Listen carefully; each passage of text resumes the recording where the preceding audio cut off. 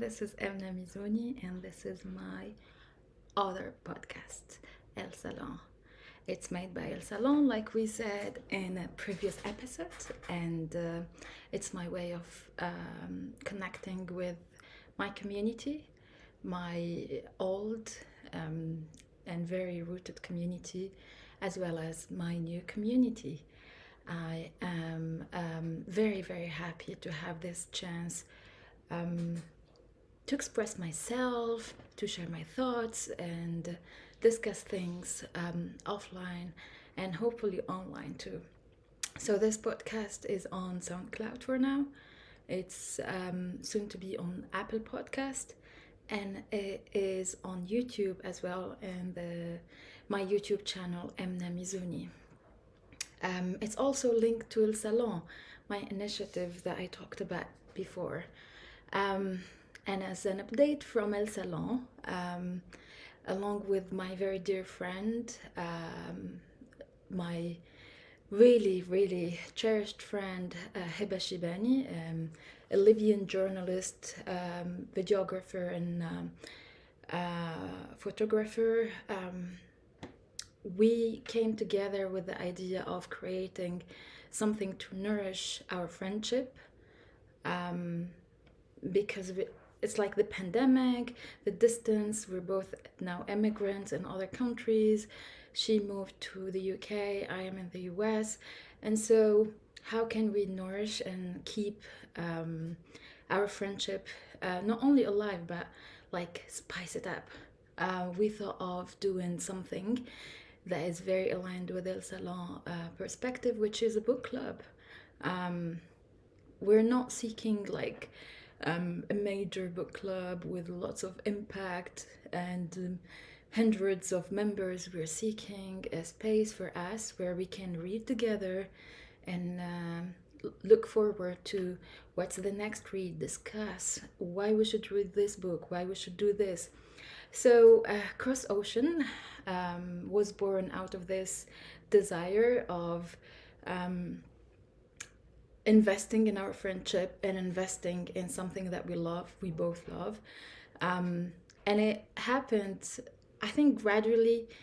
Our friendship started, and then we did a project together. We did an event to honor women journalists on the ground, with the celebration of a book that she contributed in, Our Women on the Ground, of Zahra Hankir. And then what happened after that is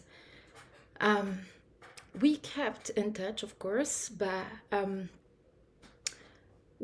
think we were taken so much by the family life and by the immigration process, the moving from countries, that we were losing track of our friendship. And Cross Ocean is really that tie between us. So, yeah, I would like to announce this. I am so happy to announce that we did this. We're starting our very first session soon, and we're reading Eyeliner. I'm not wearing an eyeliner, I know. But we're reading Eyeliner historic. It's a historic book, kind of. It has history, it has culture, it has beauty, it has everything. And it's by the same author that we honored before, Zahra Hankir, a British Lebanese author, journalist. We are very, very much looking forward to our session where we can discuss the book thoroughly. And speaking of eyeliner and beauty, we always have beauty standards that we really try to meet, and we really are pushed by society, or sometimes not only the society, sometimes the, I don't know, stereotype or self-burden, I don't know. Then some things like that push us to do things we don't like. So, are we really pushed by ourselves, or are we trying to meet the desire of the society These are things that we always tend to forget, um, or not question actually. I would love to question those things with you all. And especially that I had a conversation with a friend of mine, and we were talking about this, how the society is pressuring women to look in a certain way. And I think Zahra in the book touches this a little bit. Um, so we have to look professional. We have, especially if you're from the middle class, upper class, or if you are um, with like you're good looking, but you're in a field of only men, you want to be really looking professional. And if you are young, you want to be taken seriously. And so that pushes you to do certain things, and that pushes you to behave in a certain way. I personally had to endure that at some point in my life. I think I don't give it much importance anymore. Uh, Maybe I'm more mature, and maybe it's just I am questioning a lot all of those societal norms and pressure. And so we put a pressure on, if you put too much makeup, you're not serious for work. Despite of your desire or your actually a love to makeup, you're not taken seriously. If you put too little makeup, you're not taken seriously because you're not invested in and being in a good kind of shape or good looking for the work. And sometimes, despite your desire or willingness to put makeup, you have to because you're, for example, in sales or in marketing, in the front line dealing with customers. And so those are pressuring points on women. Do you wanna, if you wanna wear makeup, you can't do eyeliner that goes all the way up because that's very bold and that's not okay. Um, you can't wear red lipstick, I guess, in certain occasions unless it's like a cocktail or an evening kind of event. So those are things like I don't know how we have to deal with all of that, and honestly, I think we really have to question the society and be bold about those things. Um, and beauty is one of the burdens of the society. For example, getting married, that's a pressure from the society. Having kids, another pressure from the society. And it overwhelms us. I remember personally, I got married in my 30s, my early 30s, and until then, I was very pressured, of course, by family and everybody, like friends, close friends, who think they have the right to say that and to bring it up, or family, of course, the emotional pressure from the grandparents, from the mother, father, like why not? And all of that was like burden, yes, overwhelming, absolutely. And I always kept saying to them, like, if you think I am spinster, I love my spinster status. I am okay until I find the right person. And I think a lot of people, they unfortunately feel pressured too much to fall in the trap of, okay, I have to let them stop pressuring me by fulfilling their requirement, by fulfilling their desire of me getting married. And that's not women only, it's men and women in some cases. And so that also drives me to the pressure that the society, other societies, not our society like in North Africa, other societies that would pressure their men and women actually to have um, intimate relationships despite of them being ready or not. At certain age you have to have it. It's like you're regarded very weirdly by your peers if you don't have an intimate, or you never had an intimate relationship. And that's a different type of a pressure. I don't know. What do you think of that? So, I don't know. It's like, do you really want to be pressured by the society, or do you want to really have an intimate relationship? Like, especially talking about this, I had to put on my spectacles. I had to focus, I think. Um, but really, I mean, what do we want? Is it part of our goals to get married? Is it part of our personal goals to get married, or to have a certain look, or to, for example, to be pushed by society to have straight hair, straight long hair? Definitely not curly and not short, curly short hair. Um, so, do we really pause in our lives and think about questioning whether we want to go in a relationship or not? Are we ready for that or not?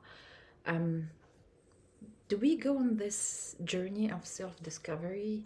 I think it's a good thing to talk about it right now, because actually it's the beginning of the year, so people are, I see everybody is doing a vision board, setting goals, and celebrating achievements from the previous year. And so we need to maybe pause and ask these questions, and ask to clarify, ask ourselves, and demand from ourselves to clarify certain things. Are we okay with this? Do we want to change it? Do we want to accept it? Do we want to set boundaries with people who are not respecting our personal and professional choices, our relationship goals? These things are really very, very important, and that could help us reach a state of contentment sometimes, or fulfillment, in different ways. It's not personal only. Of course, personally, yes, you would want to have a certain stability, and a certain feeling of contentment and happiness. Um, so, so you actually stop comparing yourself to somebody else, because that's also part of the societal pressure on us, is that, like, why aren't you married? For example, look at your peers. Um, why don't you have kids? And this is a big thing. Not everybody is meant to have kids. Not everybody was built for that. And they tend to forget, or not even think about, actually, is everybody made up and was built for, maybe created, yes, biologically, but was made to become a dad, a father. I think fatherhood is very, very unspoken of as much as it should. Is everybody or every woman should be a mother? I don't think so. And here I'm not treating the biology and the science of being able or not to conceive and have kids. We're treating them like lifestyle choices, life choices. Those are things that really matter a lot. And it's really bad when I hear, and I receive a lot in private messages. I receive a lot of this. My mom is pushing me to marry whomever, just to have kids before it's too late, or just to have one kid before it's too late. Let me tell you something that is very, very personal. I had a friend who did everything she could to marry someone, to have a kid, and then a few years after, a couple of years after, she's gone and the kid is alone. Of course, with the family, but still, like, that's not a goal, because we can't guarantee we're here. We can't guarantee that when having a kid, your life is becoming like switched into something different. Don't get me wrong, my life switched changed drastically after having my baby, and I'm grateful for that. But I worked on myself and in a journey to reach a point where that could be foreseen. It was not at the beginning. So I don't know. These are questions I really want to hear back from you. I know that many people don't want to comment. If you can comment on this video, that would be great. I want to hear your feedback on these questions. But if you want to reach out to me directly on Twitter, I'm reachable on Instagram, less on Facebook, or almost not reached on Facebook. So these are things that we really want to address, and I think I don't want to have this podcast episode very long, but I really want us to give ourselves grace and time to go on this journey of self-discovery, of healing, and also getting to a sense of acceptance of ourselves and our desires and passions. It's very important when we are passionate about something, we do it. Of course, there are certain circumstances that will not allow us to do this, but let's be mindful that it's very important to chase our own dreams and not somebody else's dream. It's sad to know that, like, somebody would say, like, my mom's dream or my father's dream is to have a child, so I'm pressuring myself. Most of the time they don't know that, or it's subconscious. They pressure themselves on doing that. Is that your dream? Pose on it. Are you ready for it? Are you ready to let in somebody else, a partner in your life? Are you ready to move to another job? Are you ready to have that person as a friend and invest in that friendship? Are you ready to accept a different community? Are you ready to go into a new community, for example? Those are things that are very, I don't know, they are regarded in a different way. And I pay them too much attention, actually. So let's set goals, and maybe next time we talk about the vision board, or the vision for our life. I don't know, maybe it's gonna depend on the feedback that I receive, and we will see. It's been a pleasure, really, preparing for this podcast and doing it. And let's go on this journey together. Thank you so much.